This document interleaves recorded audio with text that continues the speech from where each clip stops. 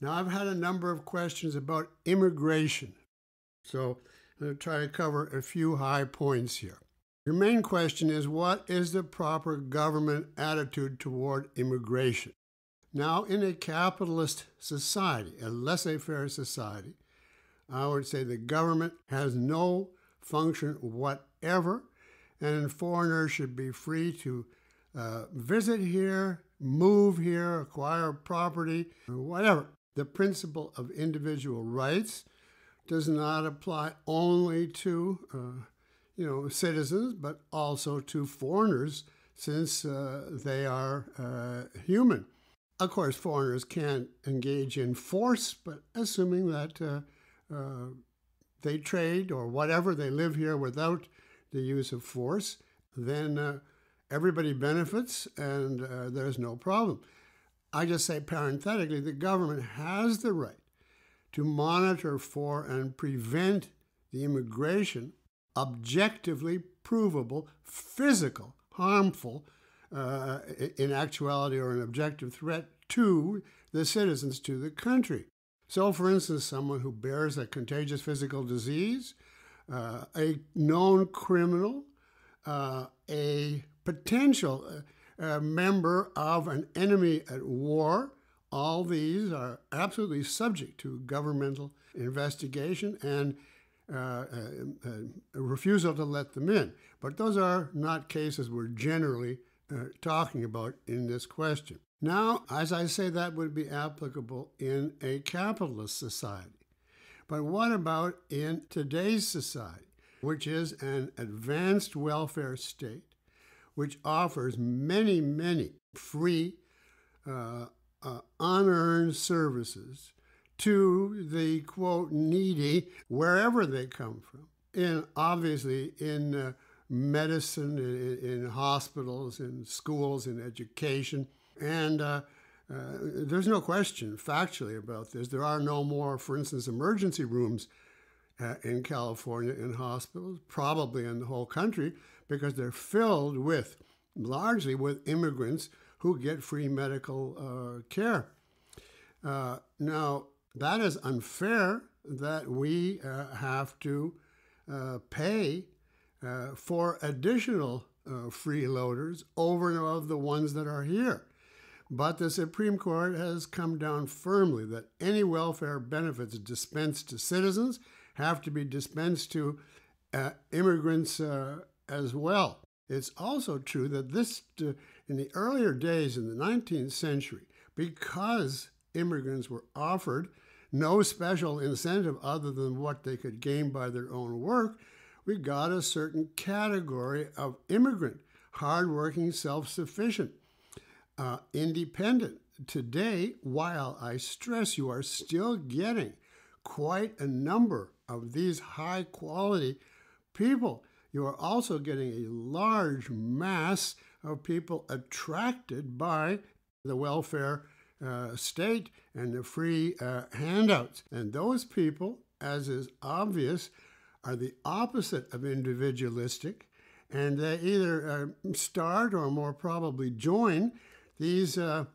cultural movements of their particular original nation or ethnicity, and attempt to have their own ethnic standards imposed by law on this country. As in California schools, I don't know how many languages they have to teach in. It's a big battle in California. Everything is required to be bilingual, etc.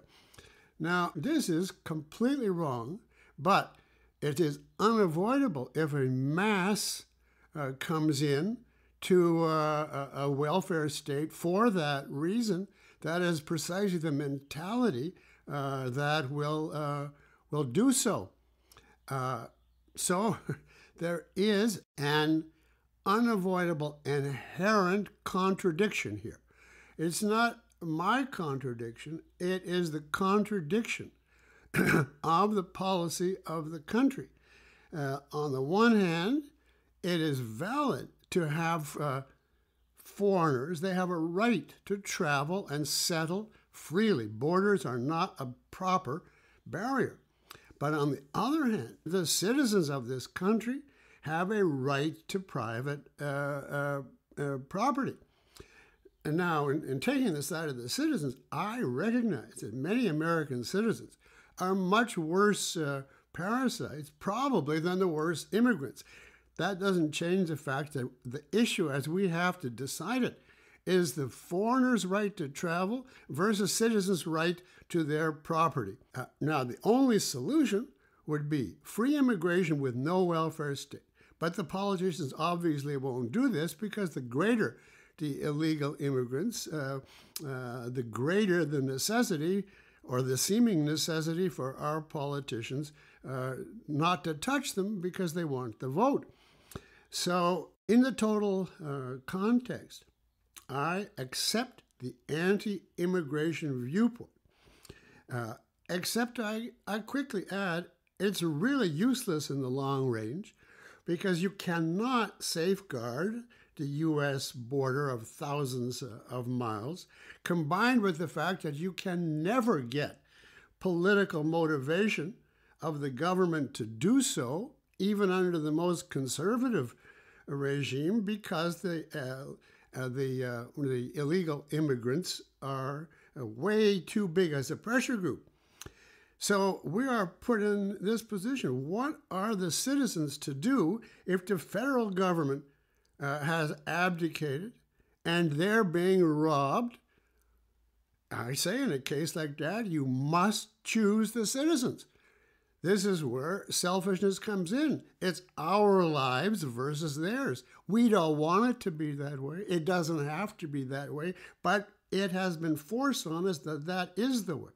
And now we come to what can any particular state do since the federal government has abdicated, has basically resigned in perpetuity? What if you live in a state which is infested with illegal immigrants who are tied to criminal cartels?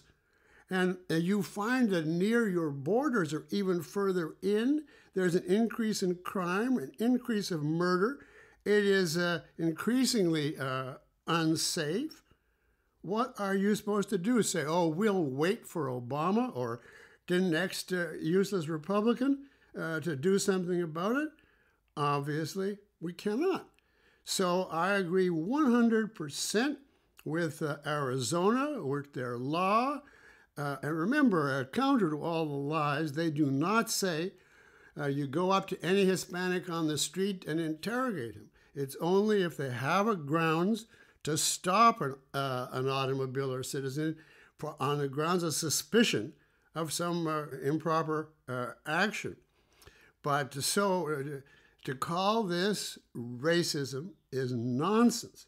If you have evidence that there are a greater number in X group than Y committing a certain crime, you have every right to selectively focus, what they call, quote, profiling, to try to determine, if there's no other way to do so, which is a given individual, a person committing the evil or not. Now, for example, New York cab drivers, white and black alike, generally refuse to take a black fare to Harlem. And it's not racism, it's that the probability is strongly that if they get to Harlem, they will be robbed, whereas if they go to Staten Island or Queens, they won't. That is not a collective judgment. To act on real probability is not a collective judgment.